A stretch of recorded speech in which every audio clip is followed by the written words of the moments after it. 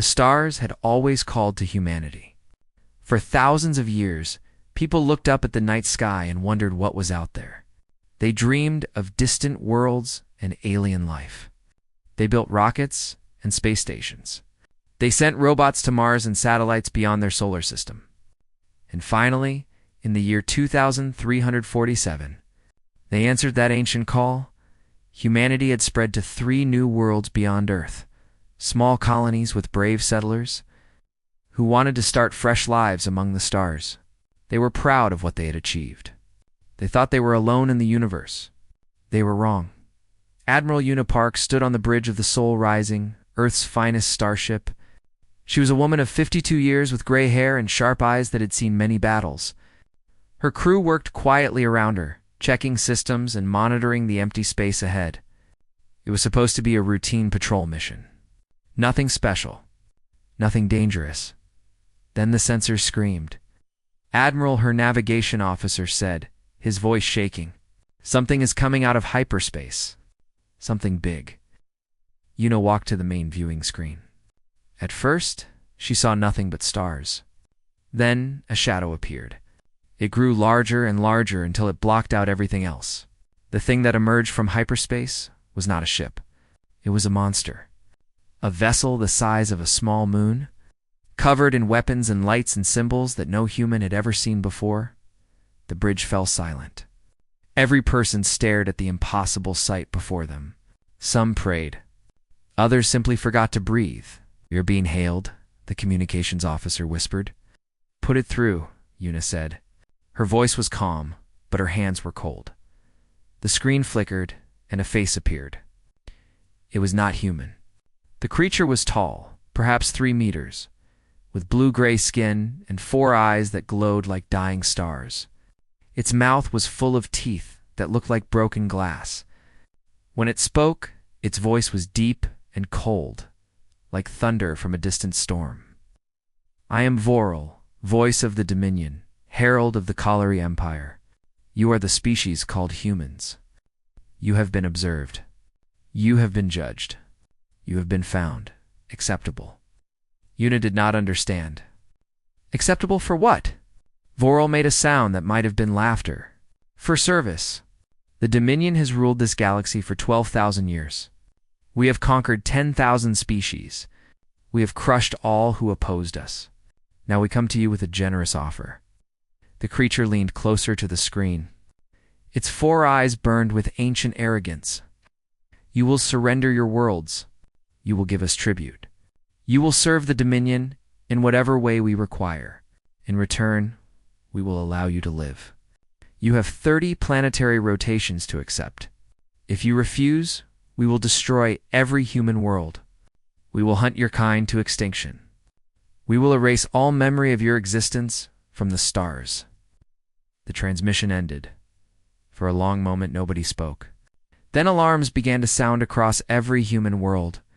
The message had been broadcast on all frequencies. Every person on Earth, Mars, and the colonies had heard it. Panic spread like fire through dry grass. Emergency meetings were called. Leaders shouted at each other. Scientists worked desperately to analyze the alien ship. Military commanders calculated their chances and found them to be 0. The Dominion vessel alone carried more firepower than all human forces combined. And Voral had spoken of fleets. Countless fleets that had destroyed 10,000 species before. Some people wanted to surrender immediately. Better to serve than to die, they said. Others wanted to fight, even if it meant certain death. Most simply did not know what to do. They had never faced anything like this. They had never imagined that their first contact with alien life would be an ultimatum of slavery or extinction in the great halls of the United Earth Council. Leaders debated through the night. Fear made their voices loud and their thoughts small. They talked in circles, unable to decide, unable to agree, unable to see any path forward that did not end in darkness, but far from Earth, on a dusty military base on Mars. One man saw things differently. Fleet Commander Tai-Ho Kim was 60 years old. He had gray hair cut short and a face full of old scars. He had fought in 3 wars on Earth before joining the Space Fleet. He had seen empires rise and fall. He had watched tyrants make threats and demand submission. He knew this game very well. When his officers gathered around him, their faces pale with fear, Taiho did something that surprised them all. He laughed.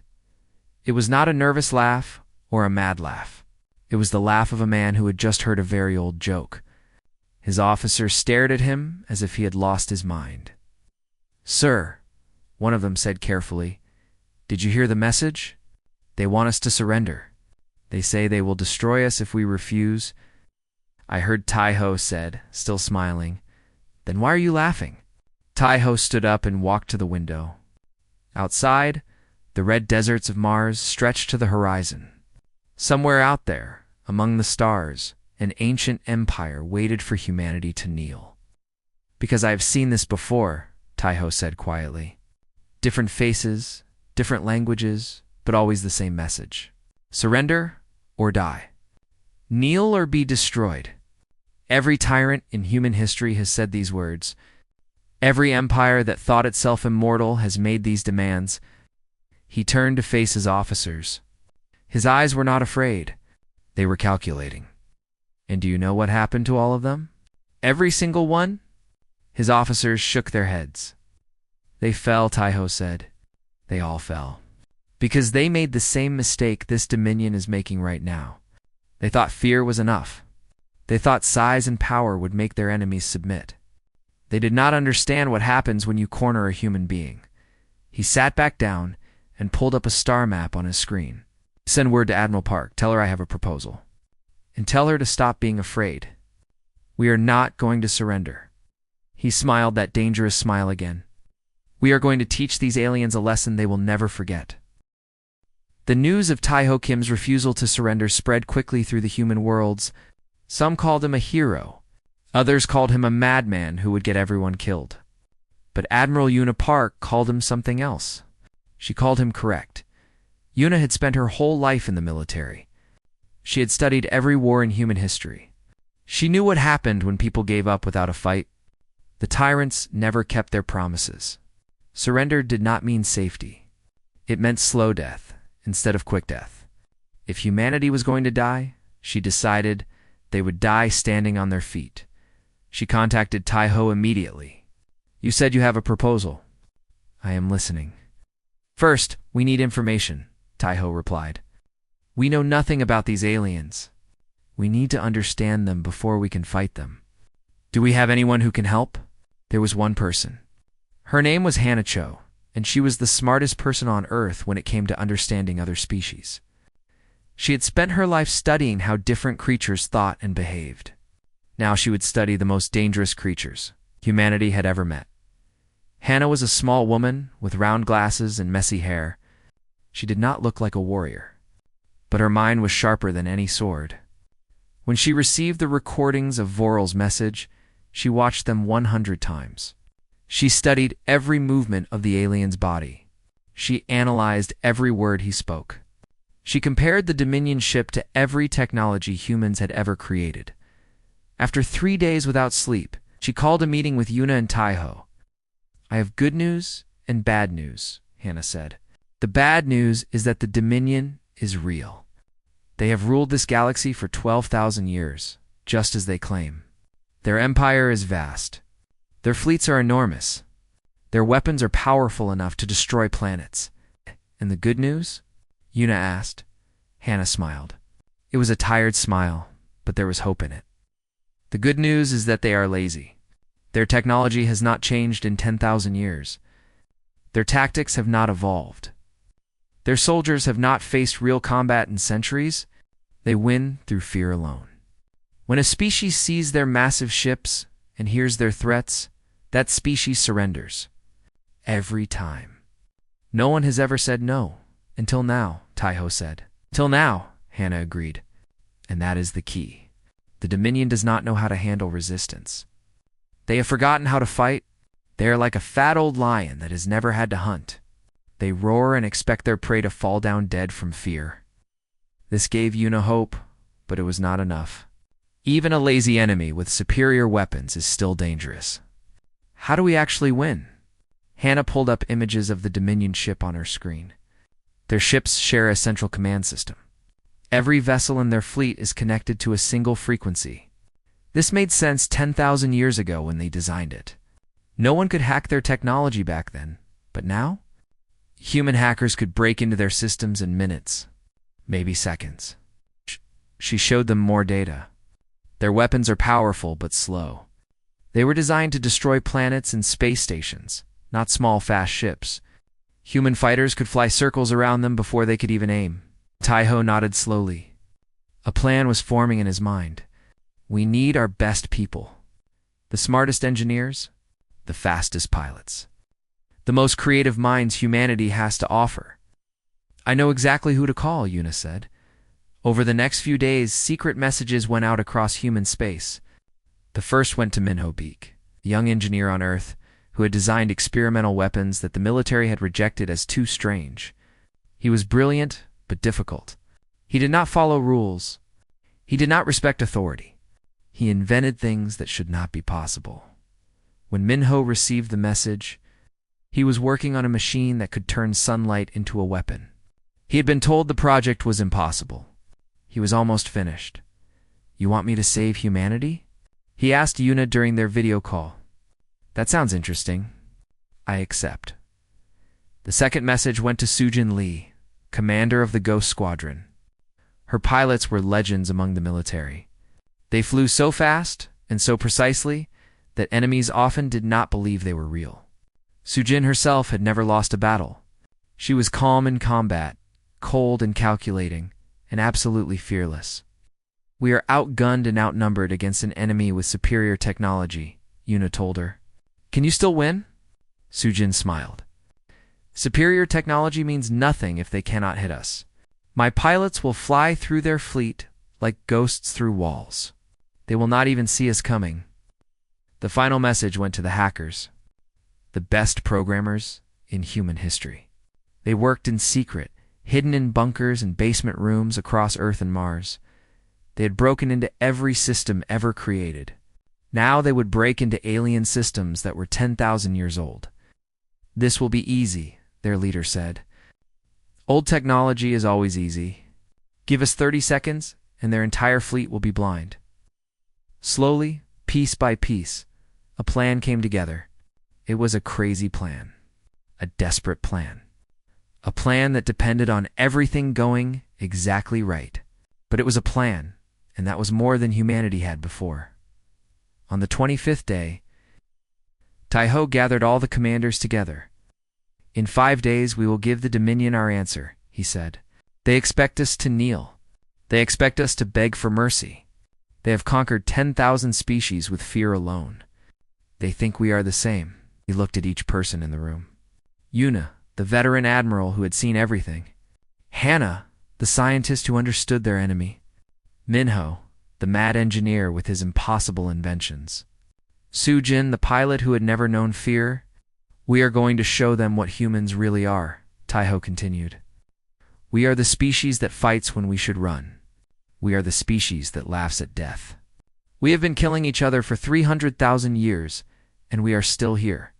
We survived ice ages and plagues and wars that burned half our world. We are the cockroaches of the universe, and we do not die easily. Everyone smiled. Fear was still there, hiding in the corners of their hearts.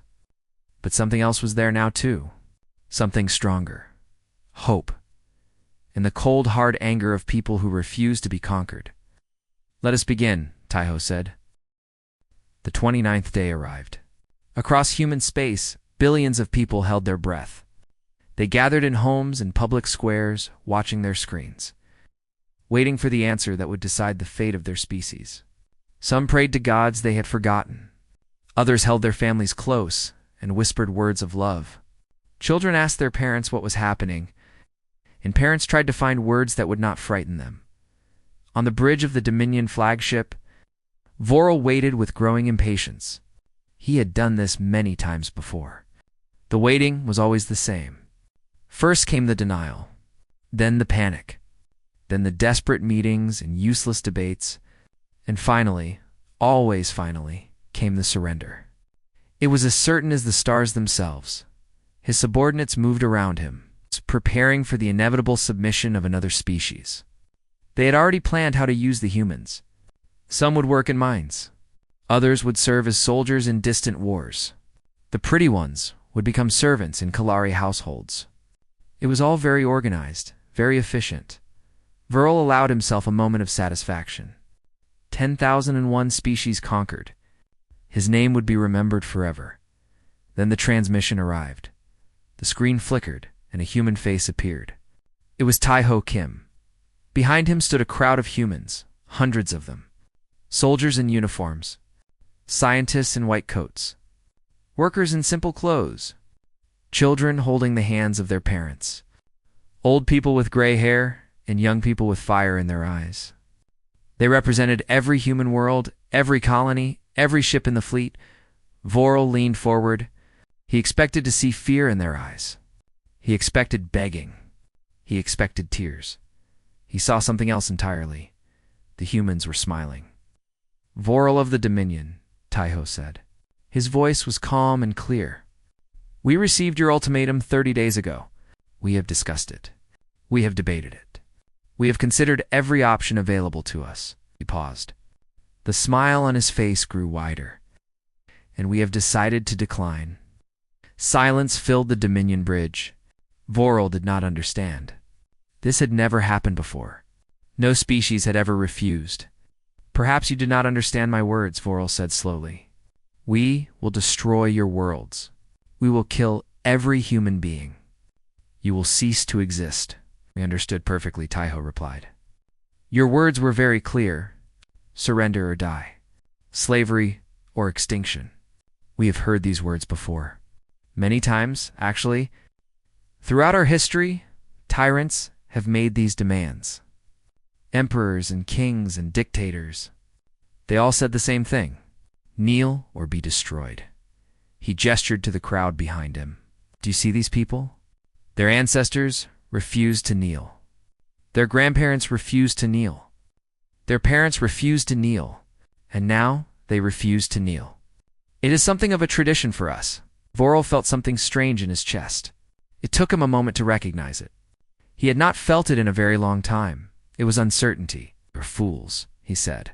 We have crushed 10,000 species. Our fleets are beyond counting. Our weapons can crack planets like eggs.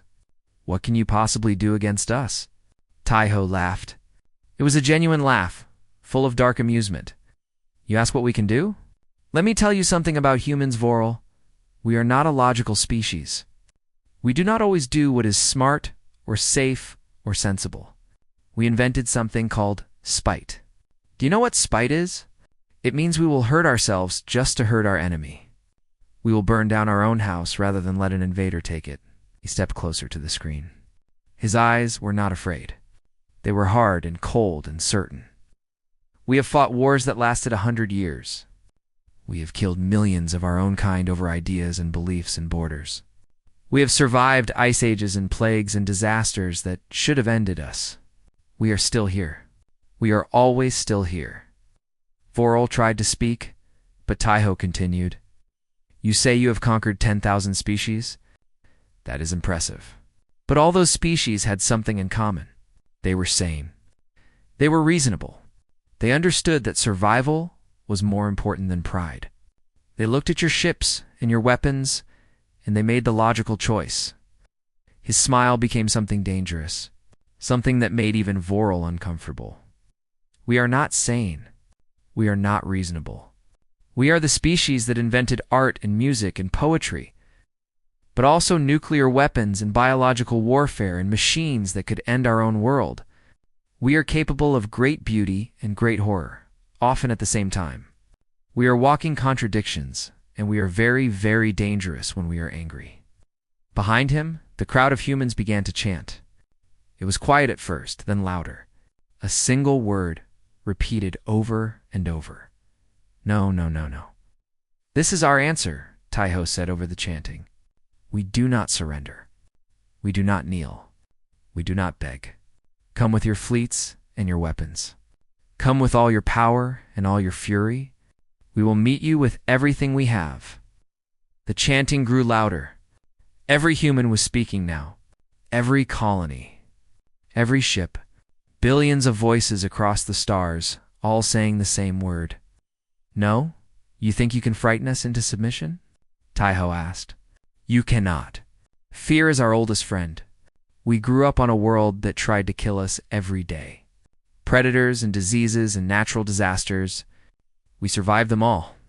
We became the apex predator of our planet, not because we were the strongest or fastest, but because we refused to give up. Ever. He raised his fist. Behind him, a billion fists rose with him. Come and try dominion. Come and see what happens when you corner a human being. Come and learn why the universe should be afraid of us. The transmission ended. On the Dominion bridge, there was only silence. Voral stared at the empty screen for a long moment. Then he turned to his officers. Prepare the fleet, he said quietly. All ships. Full assault. We will teach these creatures the price of defiance.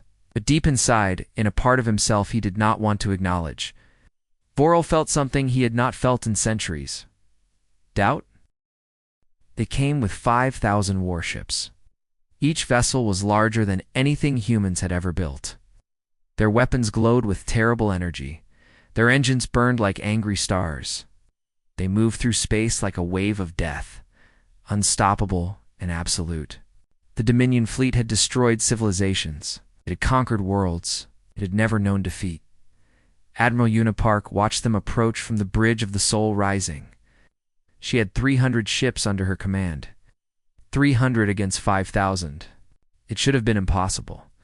The numbers alone made victory seem like a dream, but Yuna was not looking at numbers. She was looking at the space around her, the empty darkness between planets, the distant sun that gave life to Earth, the invisible web of satellites that Minho Beak had spent the last month building. Are we ready? She asked. Minho's voice came through the communication system. He was on a station near Mercury, close to the sun. His hands moved across controls that only he understood. The defense grid is at full power. I turned our star into a weapon. It will be beautiful. Ghost Squadron is in position, Sujin Lee reported. Her voice was calm, almost bored.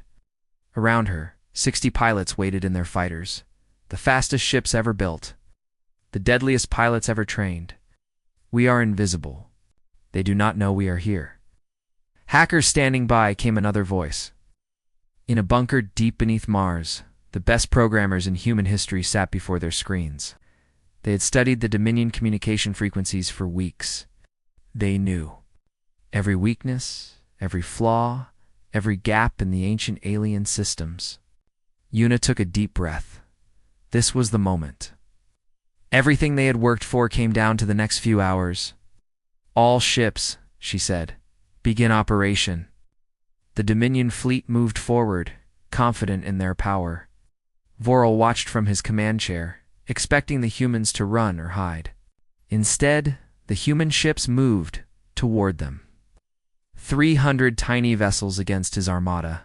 He almost admired their foolishness. They're brave, one of his officers said. Stupid but brave. Bravery means nothing against superior firepower, Voral replied. Target their flagship. Destroy it first. The rest will surrender when they see their leader die. The Dominion weapons began to charge. Massive cannons that could shatter moons. Missiles that carried enough explosive force to crack a planet. In seconds, the human fleet would be nothing but dust. Then everything went wrong. Sujin Lee and her Ghost Squadron struck first. 60 fighters appeared from nowhere, moving so fast that Dominion sensors could barely track them. They flew between the massive alien ships like insects around elephants. Their weapons were small, but they knew exactly where to aim. Targeted engines and weapon systems and communication towers. They struck and vanished before the Dominion could react. What is happening? Voral shouted. Destroy them! His officers tried to fire, but their weapons were too slow. The human fighters were already gone, reappearing on the other side of the fleet. They moved in patterns that Dominion computers could not predict. They seemed to be everywhere and nowhere at once. Then the hackers attacked. In their bunker, on Mars, young men and women typed commands into their systems. The Dominion used a shared command frequency that connected all their ships. It was ancient technology, unchanged for 10,000 years. Breaking it took exactly 43 seconds. Every screen on every Dominion ship went dark. Navigation systems failed. Targeting computers crashed. Communication between vessels became impossible. 5,000 warships became 5,000 blind giants, swinging at enemies they could not see. Impossible, Boral screamed. This is impossible. But it was not finished. Minhobeek activated his defense grid near the sun. Satellites that had been hiding suddenly came alive. They captured the light and radiation of the star itself and turned it into focused beams of pure destruction. Golden fire lanced across space, striking Dominion ships one after another. The alien vessels had strong shields, but they were not designed for this. Were not designed for a species that had turned its own sun into a weapon. Ships began to explode, hundreds of them. The Dominion fleet fell into chaos, unable to communicate, unable to see, unable to understand what was happening. Admiral Unipark led her 300 ships directly into the heart of the enemy. They moved as one, coordinated perfectly, targeting the gaps in Dominion formations. Human weapons were smaller than Dominion weapons, but they were faster, more precise, and guided by minds that could adapt in seconds. The battle lasted 6 hours. By the end, 2,000 Dominion ships were destroyed or disabled. The rest were scattered, running blindly in every direction. The flagship itself was adrift, its weapons dark, its engines dead. Taiho Kim led a boarding team onto the alien vessel. They walked through corridors filled with Kaleri soldiers, creatures twice the size of humans, armed with advanced weapons. None of them fought! They stared at the small humans with four-eyed expressions of shock and disbelief. Taiho found Voral on the bridge. The alien leader sat in his command chair, surrounded by broken screens and silent systems. He looked at Taiho with something that might have been hatred or might have been fear. How? Voral asked. We have conquered 10,000 species. We have ruled this galaxy for 12,000 years. How did you defeat us?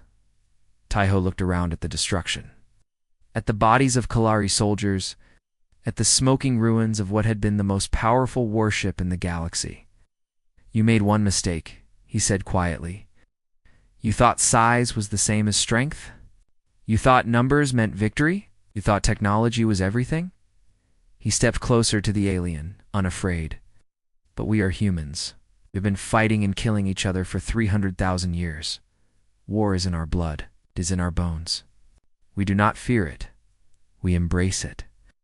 And we are very, very good at it. Voral said nothing. There was nothing to say.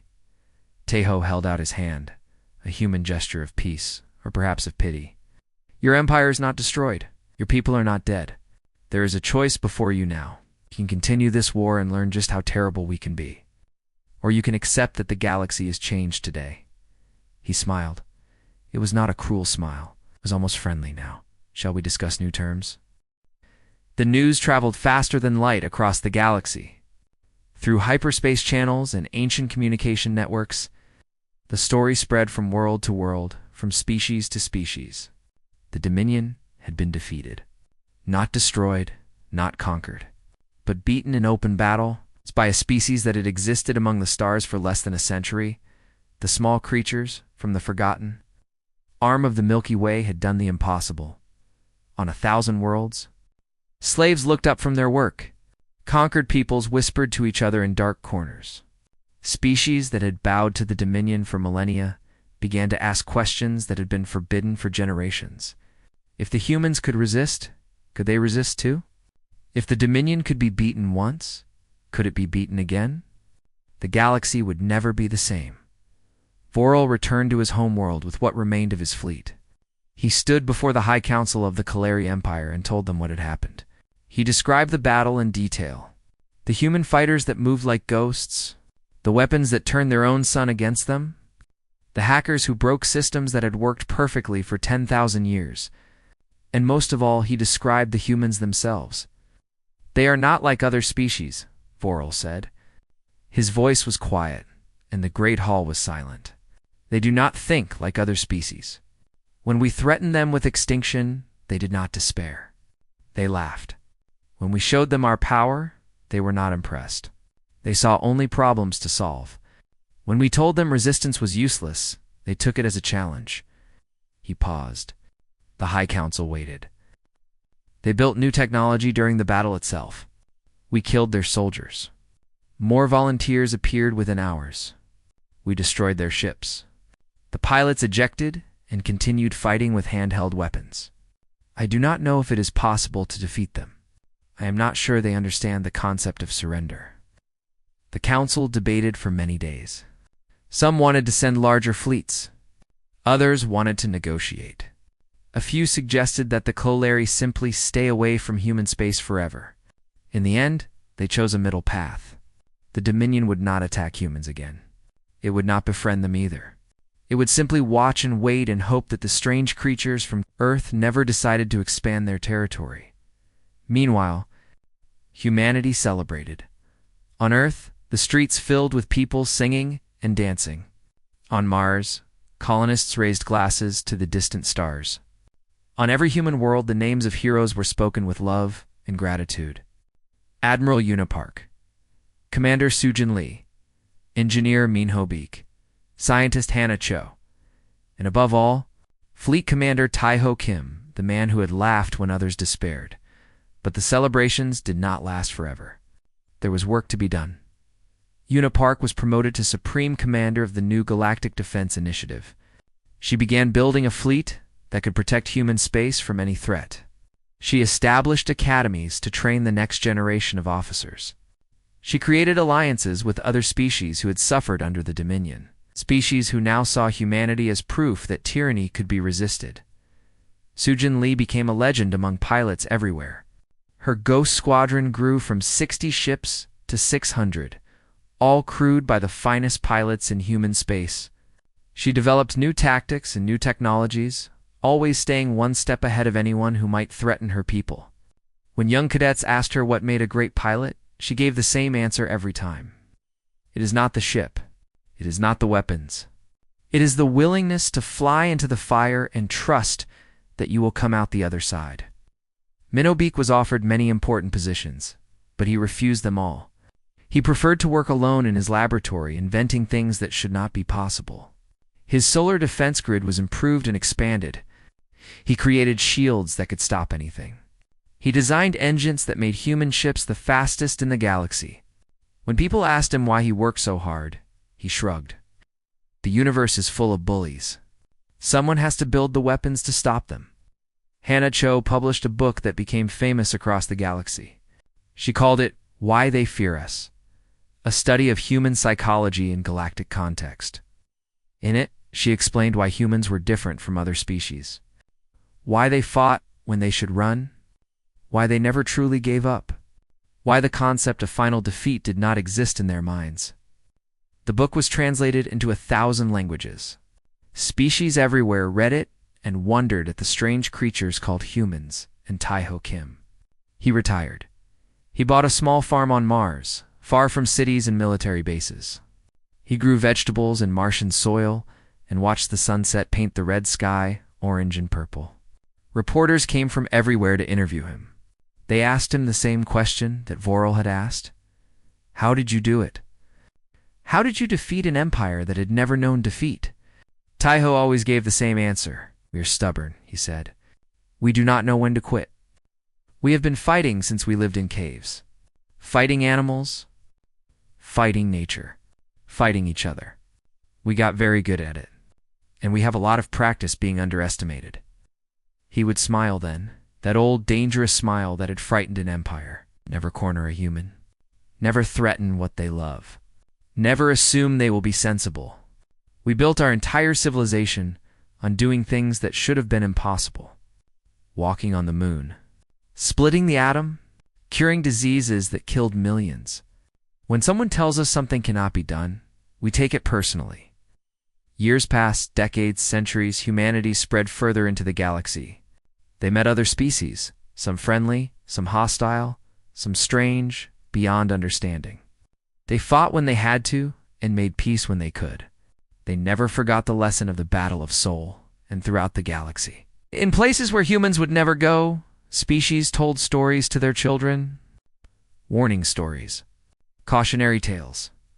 They spoke of the small pink creatures from the forgotten arm of the Milky Way, the ones who laughed at death, the ones who did not know the meaning of surrender. You could threaten them. You could attack them. You could try to destroy everything they loved, but you could never, ever intimidate them. They would just laugh.